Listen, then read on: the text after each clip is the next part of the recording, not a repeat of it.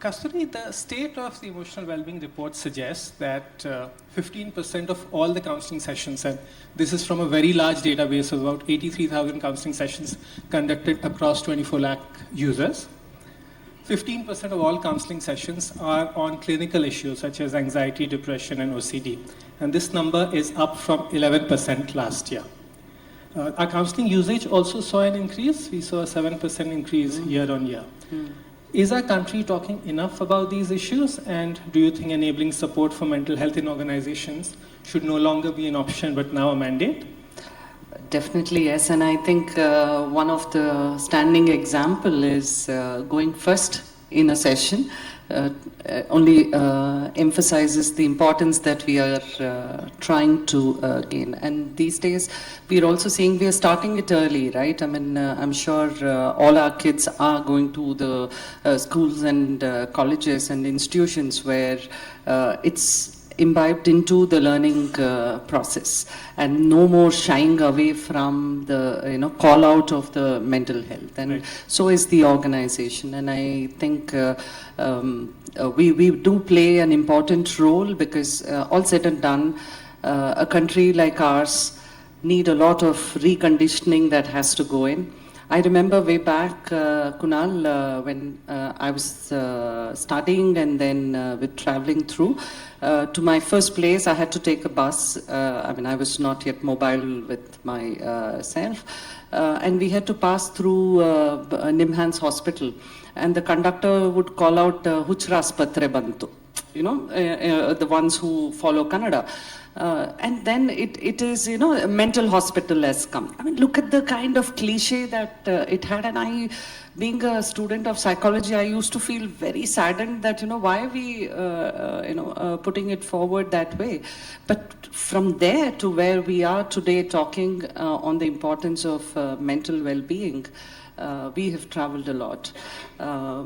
I mean, it's significant, and I'm glad that we have taken this journey, more importantly. And I'm sure all of us did witness during the pandemic as well how important it is.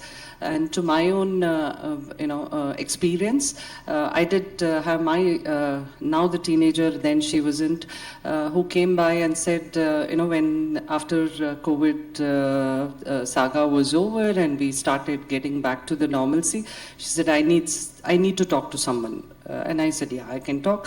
She said, no, I mean, you will come with compassion in your talks. I don't want that, and I really need some structured talk. I'm like, wow.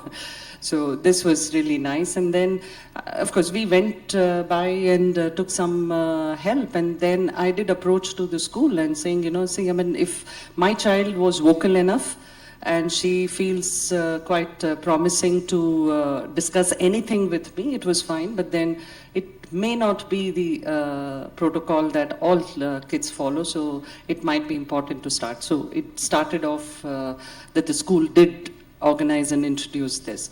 And that learning is something I took back to the workplace as well. And then I did notice a lot of such initiatives that we designed to the extent of bringing, mental first aiders. It was never so popular. It was like, I mean, I do recognize, I mean, there were few people we anchored from the teams to, start working on. And the ones who were not selected, I go, what is this mental first aiders? What are they going to do? And then slowly they started seeing the benefit of it. So I'm sure the organizations have recognized the fact that, it is needed.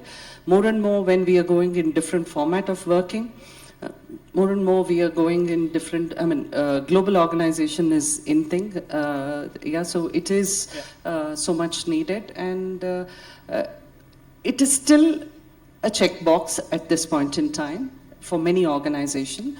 Perhaps I keep reiterating this fact that it all depends on the maturity of the organization, or in the maturity hierarchy, they might be in the different. Each one would be placed different, but I'm sure it will have its ripple effect to influence the rest of the organization, and it had to start. And I'm glad that it has started. Thanks so much, Kasturi, for sharing those anecdotes and being so open to speak about your personal experience with your daughter.